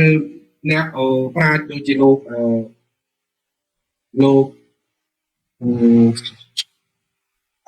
ចក្រពត្តិណាអធិរាជចក្រពត្តិដែលគាត់បានធ្វើការសិក្សាលម្អិតបកប្រែសិលាចារឹកសម្បត្តិហ្នឹងយ៉ាងលម្អិតក្នុងក្របខ័ណ្ឌលិខិតប្រវត្តិខ្លះបណ្ឌិតរបស់គាត់ហ្នឹងណាគាត់បានបញ្យល់ពាក្យថាពិធីលេហៈហ្នឹងដូចជាត្រូវនឹងភាសាខ្មែរនៅសម័យថ្មីយើងថាឲ្យរលេះរលួយអីចឹងណាគាត់គិតថាពិធីលេហៈហ្នឹងគឺពិធីបលេះឬក៏ពិធីធ្វើឲ្យរលួយរលេះនៅអំណាចរបស់ជ្មាគ្រប់គ្រងលើសកលអាហ្នឹងដោយសារតែការបកស្រាយជាប្រពៃណីរបស់អ្នកប្រាជ្ញបារាំងជាពិសេសលោកស្ដេចគាត់គិតថាចាប់ពីពាក់កណ្ដាលសតវត្សទី8មកសកខ្មែរគឺអពូជាសម័យកាលនិមិត្តដែលរងការឈ្លានពានពីប្រទេសជ្មាណែឆក់ប្លន់ដុតសន្ធុវរៈចាប់ស្ដេចខ្មែរកាត់ក្បាលកាត់អីចាប់ពីជំនឿសាដវងនិរតិទៅនៅកោះជ្វាអីចឹងណាហើយដល់អញ្ចឹងទៅពិធីលេហៈនេះគាត់បកស្រាយថាជាពិធីធ្វើឲ្យរលួយធ្វើឲ្យរលេះអីចឹងទៅហើយដល់ពេលពាក្យថាលេងក៏ពីកម្ពុជាទីនេះអាចដាក់ដល់ចវាឡើយហ្នឹងក៏បកស្រាយថាដើម្បីដោះលែងកម្ពុជាឲ្យកម្ពុជានឹងចំណុចចំពោះជ្វាឡើយអីចឹងទៅណាដោយសារយល់ពាក្យថាលេងហ្នឹងទៅជាលេងហ្នឹងក៏មិនដឹងដែរតែអ្នកគ្រូបើសារុគាត់បញ្យល់ខ្ញុំគាត់បញ្យល់ខ្ញុំដល់ផ្ទាល់មាត់ទេខ្ញុំអត់ដែលបានឃើញការសរសេររបស់គាត់មិនគាត់សរសេរនៅកន្លែងណាទេណាគាត់ថាពាក្យលេះហ្នឹងគឺមានន័យថាម្លេះនៅសម័យថ្មីគេថាអីក៏ម្លេះគាត់នេះថាធំជាពិធីធំមួយហើយបើយើងមើល literature មើលអត្ថបទសិលាចារឹកដទៃទៀតយើងអាចដឹងបានថាពិធីលេហៈហ្នឹងគឺពិធីនៅខាងលើពិធីដ៏ខ្ពង់ខ្ពស់របស់ព្រះរាជាណាពិធីដ៏ធំដ៏ខ្ពង់ខ្ពស់របស់ព្រះរាជាណាអានេះពាក្យលើដូចយើងថាលើសប្តាហ៍ថ្ងៃអញ្ចឹងណាប៉ុន្តែគេសរសេរលើដល់សារ A ហើយដល់ H ណាអញ្ចឹងវាចេញទៅជាលេខគេអត់ដែលនិយាយថាជាពិធីទេវរាជទេមានតែលោកសេនីនេះដែលគាត់បកស្រាយថាជាទេវរាជាផលឬមួយទេវរាជា ceremony អីចឹងណាបាទឬក៏ celebration អីចឹងមកអញ្ចឹងពិធីហ្នឹងមាន4នៅក្នុងហ្នឹងទី1គឺសូមបំបីឲ្យកម្ពុជាហ្នឹងចំណុចចំពោះជ្វាទី2គឺសូមឲ្យមានតែព្រះរាជាអម្ចាស់ដីក្រោមនឹងមួយដែលជាស្ដេចចក្រពត្តិដែលហៅថាជាស្ដេចនៃពិភពលោកទី3គឺព្រាហ្មណ៍នឹងហើយគាត់ប្រើវិធីវិនិច្ឆ័យហើយក៏ប្រដិស្ថានការទីទី1ដែលហៅថាកម្មប្រទេសជាពុទ្ធរាជលោកសេនីគាត់គិតថាប្រហែលជាសិវលឹងមួយហើយលោកក្លូសាគាត់សិក្សារឿងហ្នឹងគាត់ថាប្រហែលជាអ្នកតាការពារមួយគាត់ថាជាអ្នកតាខ្មែរនេះថាជាអ្នកតាហើយគាត់មិនបដិសេធគំនិតរបស់លោកសេនីថាជាសិវលឹងទេពីព្រោះអីស្ដេចនៃទេវតាគឺព្រះឥសូរទេវរាជទេវរាជហ្នឹងក៏ស្ដេចនៃទេវតាស្ដេចនៃទេវតាហ្នឹងគឺព្រះឥសូរប៉ុន្តែអ្នកគ្រូបើសារុក៏បានបញ្យល់ថាទេវរាជហ្នឹងនៅក្នុងកន្សត់ទេវរាជសម្រាប់ពួកឥណ្ឌាវិញគឺមានន័យពីរយ៉ាងមួយស្ដេចជាទេពហ្នឹងជាស្ដេចហ្នឹងជាទេពហើយមួយទៀតមានន័យថាអាទិទេពដែលជាជាច្បងគេអាទិទេពដែលជាស្ដេចនៃអាទិទេពអាហ្នឹងថាទេវរាជដូច្នេះមានន័យពីរយ៉ាងមានន័យថាស្ដេចមនុស្សហ្នឹងគាត់មានឋានៈដូចជាអាទិទេពហើយទី2គឺមានន័យថាព្រះឥសូរហ្នឹងដែលជាស្ដេចនៃអាទិទេពហើយបើយើងមើលទៅនៅសប្តាហ៍យើងក្នុងសប្តាហ៍មានតែមួយទេបើយើងមើលផ្ោះតាំងដែលកើតមានរហូតមកនោះគឺមានតែមួយគឺទេវរាជឬក៏កម្មរតីជាពុទ្ធរាជហ្នឹងគឺព្រះឥសូរនិងព្រះឥសូរតែព្រះរាជាត្រូវគោរពដល់និច្ចកាលបើយើងមើលនៅក្នុងគម្ពីររាជនីតិសាស្ត្ររៀងរាល់ពេលយប់ក្រោយពេលស្ងោយព្រះស្ងោយរួចព្រះរាជាមុនធ្វើអ្វីៗទាំងអស់ត្រូវតែទៅគោរពបូជាទេវតាណាដែលខ្លួនធ្លាប់គោរពបូជាហ្នឹងឲ្យបាននិច្ចកាលអត់អាចខាននៅរាត្រីណាមួយទេអញ្ចឹងហើយបានស្ដេចចេញពីព្រះរាជវាំងទៅបោះព្រះពលានៅកន្លែងណាពួកព្រាហ្មណ៍ប្រហិតហ្នឹងឯងជាអ្នកផ្សេងសេវលឹងដែលជាស្ដេចនៃទេវតាឬក៏ទេវតាណាផ្សេងទៀតបដិមានៃអាទិទេពណាផ្សេងទៀតដែលស្ដេចគោរពបូជាជាប្រចាំហ្នឹងទៅជាមួយដើម្បីឲ្យស្ដេចធ្វើពិធីគោរពបូជាដោយទៀងទាត់អត់អាចខាននៅយុគណាមួយទេហើយយើងក៏ ban lưới đại ban khơi đại chỉ là quán có sẽ ta là sốc như pra quát ta riêng rồi giúp sai từ đấy chúng nó đi cua đại chỉ tìm đó cả bộ hới và đi cua nó mình tầm này luôn chỉ sai sát vào đi chúng sai tế nó sai những người đẹp điểm là điểm đấy thì post sai từ bóng quân hòa dục năng sản nên tham bên trong mấy sai đặt cùng bạc đấy của chắc cái thứ hai sắp ấy hơi ấy là từ ban đi bay đồng không là dục rồi này từng rồi thì dây đi tập play nữa con trai bị chỉ được chẳng này đấy ban dây bên tén cứ bên tê bên sai từ room rạp chỉ mùi bì buộc đây tầm này luôn là luôn mà chỉ sai sao tiếp cứ sai tới group chỉ có ai tiếp là bóng phải group cũng chia riêng rồi đi tới nè nếu muốn là bóng từ tốt đi chỉ cách nữa còn muốn bóng phải từ xa rồi đấy chỉ mùi đang say xong chỉ mùi đang mà hết say được mà kẹp đi say biết không cũng chỉ một cái gì chẳng thấy ban chụp mặt đi muốn cơ ở cái em làm giả tiền nó có khác áo Priam sebelah kai boleh ada cie priam barahat hay ciri tu bawa baca mana pina. Ai rian cek kompi buon mui ke hal ini sikap mui tiap di utara semua hay yang saya has chain. Dah cek kompi buon ai kuat cek so cek se cek baru iti. Tam dia kompi buon nak fly đó start ngay di pada dah tu kamera ti cukup dorit dan kau ti beri mana. Tam baik thì thằng nak របស់ព្រះជានោះឲ្យនៅថាជាស្ដេចនៃពិភពលោកឬស្ដេចចក្រពត្តិហ្នឹងឬក៏មុខនាទីនៅក្នុងរាជការរបស់ព្រះអង្គហ្នឹងណាឲ្យធ្លាក់បាត់បង់អីចឹងណាត្រូវរំលងទៅអីណាហើយដូច្នេះកន្លងមកយើងច្រឡំរឿងហ្នឹងហើយផតតាំងបើយើងច្រឡំយ៉ាងណាយើងច្រឡំថាស្ដេចធ្វើពិធីនៅក្នុងវេលាហ្នឹងទេវរាជហ្នឹងគឺធ្វើឲ្យព្រះរាជាខ្លាយទៅជាអធិទេពណាគឺព្រះអង្គតាំងខ្លួនឯងជាអធិទេពនៅពេលហ្នឹងខ្ញុំសូមបដិសេធយើងនឹងទៅស្រង់តែម្ដងដោយសារអីតាមរយៈបុរាណវិទ្យាគឺយើងបានដឹងទាំងអស់គ្នាថាព្រះរាជាមិនមែនធ្វើរាជវាំងពីថ្មសម្រាប់គង់នៅទេអានឹងមានតែរឿងនៅសតវត្សទី17ទេដែលគេយល់ច្រឡំពីចិត្តទុកថាប្រាសាទអង្គរវត្តហ្នឹងគឺជារាជវាំងដែលព្រះអង្គប្រើពីស្មុការឲ្យជុកខ្លាយអតីតរាជបុត្ររបស់ព្រះអង្គដែលបង្កើតជាស្ដេចលើផែនដីនៅស្រុកខ្មែរឈ្មោះប្រកេតអូមេលីណាដោយភ្លេចបាត់ថាប្រាសាទហ្នឹងគឺជាចម្រោះនៃអធិទេពចម្រោះនៃទេវតាចម្រោះនៃអីដែលជាគោលដៅដើមនៃការរៀបចំប្រាសាទដែលជាចម្រោះនៃអធិទេពចម្រោះខ្លាយអធិទេពដូច្នេះបានន័យថាព្រះរាជាបានតាំងខ្លួនឯងជាអធិទេពហើយបើព្រះអង្គតាំងខ្លួនឯងជាអធិទេពព្រះអង្គធ្វើប្រាសាទថ្មនៅដែរអត់ចេះបាក់អត់ចេះធ្លាក់អត់ចេះស្អីទេនៅគង់តាមរហូតដល់សប្តាហ៍ថ្ងៃបើទៅទៅវិញព្រះអង្គហ៊ាននៅប្រាសាទគឺពីថ្មទេព្រះអង្គនៅតែប្រាសាទគឺពីឈើហើយប្រហែលជារបស់របរអីប្រើប្រាស់មួយចំនួនទៀតណាព្រះអង្គប្រហែលជាអត់ហ៊ានប្រើរបស់របរដូចរបស់របរដែលគេប្រើសម្រាប់ថ្វាយអធិទេពទេពីព្រោះសំបីតែរបស់របរប្រើប្រាស់ក៏គេបែងចែកឋានានុក្រមសម្រាប់ប្រើដែរអត់មានប្រើច្រឡំច្រឡំគ្នាទេមានតែយើងនៅសម័យបច្ចុប្បន្ននេះដែលយើងមិនសូវយល់មិនសូវជឿលើរឿងសាសនារឿងជំនឿអីមួយចំនួនហ្នឹងទៅយើងមកនេះគឺផ្ទះថ្មនៅពេលដែលរោងអ្នកតាជាឈើជាអីប្រក់ស្បៃប្រេកក្រោកទីពីទួហើយដល់រួចទៅចុះពីផ្ទះថ្មទៅស្ពះថ្មសុំអ្នកតាដែលនៅរោងប្រេកក្រោកជាងយើងហ្នឹងឲ្យជួយយើងទៀតអត់ជំនឿបាទកំណត់របស់យើងទៅខុសគ្នាពីមនុស្សកាលពីជំនាន់មុនហើយបើគុំតែគាត់គិតអញ្ចឹងហើយជាយើងអត់មានប្រាសាទថ្មនៅរហូតដល់សប្តាហ៍ខ្លាយទៅជាប្រទេសផនលូសៀនទៅហ្នឹងខ្ញុំគាត់ទៅបញ្យល់ចាំដូច្នេះរឿងពីរផ្សេងគ្នាទេមួយស្ដេចចក្រពត្តិព្រះរាជានេះគឺជាស្ដេចចក្រពត្តិបានន័យថាស្ដេចនៃពិភពលោកហើយមួយទៀតអធិទេពកណ្ដាលនៃស្ដេចក្រៃបរិបូជាអនាហកទីវរាជគឺលឹងព្រះសូរឬក៏ព្រះសូបាទជាស្ដេចនៃទេវតាមកខ្ញុំសូមបញ្យល់ប៉ុណ្ណឹងមានសល់សំណួរអីទៀតទេអស់ហើយបាទជាចុងក្រោយនេះបាទក៏ជាសារជាថ្មីម្ដងទៀតខ្ញុំករណីខ្ញុំបាទសូមក្នុងអង្គកាយក្រាបគុំចាស់ព្រះអង្គសូមគោរពអានំបណ្ឌិតសភាចាសូមសម្ដែងសូមគោរពលោកសាស្ត្រាចារ្យបណ្ឌិតមុស្ទីរ៉ាដែលជាវិក្កាមក្នុងកម្មវិធីនេះលោកបណ្ឌិតលោកស្រីដែលមានវត្តមានបាទក្រោយពីបានស្ដាប់នៅការធ្វើបទបង្ហាញ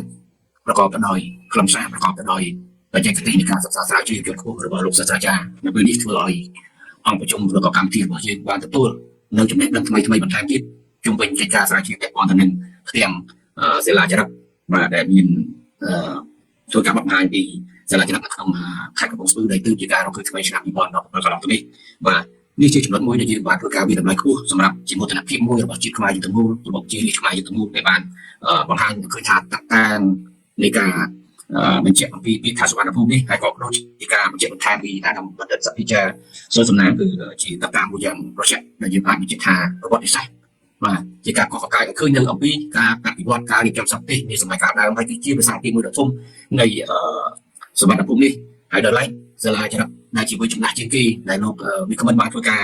បង្ហាញនៅពេលនេះខ្ញុំបាទផ្ទាល់សូមធ្វើការកោតសរសើរអំពីស្មារតីនៃការធ្វើការសិក្សាស្រាវជ្រាវក៏ដូចជាបកប្រែដើម្បីឲ្យបានដល់សារជាតិមតិជាតិអន្តរជាតិបានយល់ជ្រាបកាន់តែច្បាស់រួមទាំងខ្ញុំបាទផងដែលជាកុលបុត្រខ្មែរមនុស្សបាទគឺសប្បាយរីករាយនិងមានសង្ឃឹមនិងជឿជាក់ថានេះជាការងារស្រាវជ្រាវក៏ដូចជារបបកំពើថ្មីមួយទៀតសម្រាប់ឲ្យប្រជាជាតិខ្មែរយើងបានយល់ជ្រាបនិងមានមោទនភាពដែលជាដែនដីមួយដ៏ពិសិដ្ឋរបស់ដូនតាយើងបន្តទៅឲ្យរហូតដល់សប្តាហ៍ដែលមានតតាមជាច្រើនបាទហើយក្នុងនោះខ្ញុំបាទក៏សូមកោតសរសើរអំពីការចូលរួមសហការពីស្ថាប័នពាក់ព័ន្ធបាទដែលមានរាជរដ្ឋាភិបាលបានធ្វើការយកចិត្តទុកដាក់ខ្ពស់សម្រាប់ជួយរៀបចំកិច្ចការនេះឲ្យដំណើរការរហូតដល់បានយកផ្ទះសាលានេះមករក្សាកង្វល់ទុកសម្រាប់ជាតតាំងជាស្ដែងហើយដូចជាវាគ្មិនជាបានលើក៏ដូចជាអារម្មណ៍ទៅសភាជាសាសនាលោកលើកហើយជាការព្រួយបារម្ភខ្ពស់ទៅបងបាទខ្លាចបាត់បង់បាទហើយនៅនេះយើងបានរក្សាទុកក្នុងសហគមន៍ទីហើយបាទហើយដល់ឡែកយើងជាអ្នកសិក្សាស្រាវជ្រាវក៏ដូចជាយុវជនខ្មែរជំនាន់ក្រោយបាទសូមយកស្មារតីនៃកម្មវិធីធ្វើសកម្មនេះទៅចូលរួមផ្សព្វផ្សាយបន្តជាមួយភាពជាតិអន្តរជាតិបាទតាមលក្ខណៈភាពសមត្ថភាពរបស់មានដើម្បីរួមចំណែកក្នុងការទាក់ទាញភ្ញៀវទេសចរជាតិអន្តរជាតិមកទស្សនាកម្ពុជាក៏ដូចជាចំណែកមួយសម្រាប់តាមវិស័យសេដ្ឋកិច្ចក្នុងសមារកម្មនៃសង្គមជាតិនិងក្រុមបានអាស៊ានទាំងមូលផងដែរបាទហើយខ្ញុំបាទក៏សូមអរគុណសាជាថ្មីម្ដងទៀតហើយជាចុងក្រោយនេះខ្ញុំបាទសូមគោរពបួងសួងដល់ទេវតាឆ្នាំថ្មី2022នឹងចូលមកដល់ក្នុងពេលចាប់ខាងមុខនេះសូមបួងសួងប្រគេនពរជូនពរចំពោះគុណម្ចាស់អាដាមលោកទាវអស់លោកស្រីបាទសូមឆ្នាំថ្មី2022នេះប្រកបទៅដោយសុខភាពល្អបរិបូរណ៍បាទជាផុតអស់ជំងឺទាំងឡាយនិងជាពិសេសសូមឲ្យបានសម្រេចជាផ្លែផ្កានៃកិច្ចការរៀងៗខ្លួននិងទទួលបាននៅពរទាំងបុព្វការអាយុវណ្ណៈនិងសុខភាពពលៈដើម្បីគ្រីគ្លៀនឡើយបាទសូមអរគុណ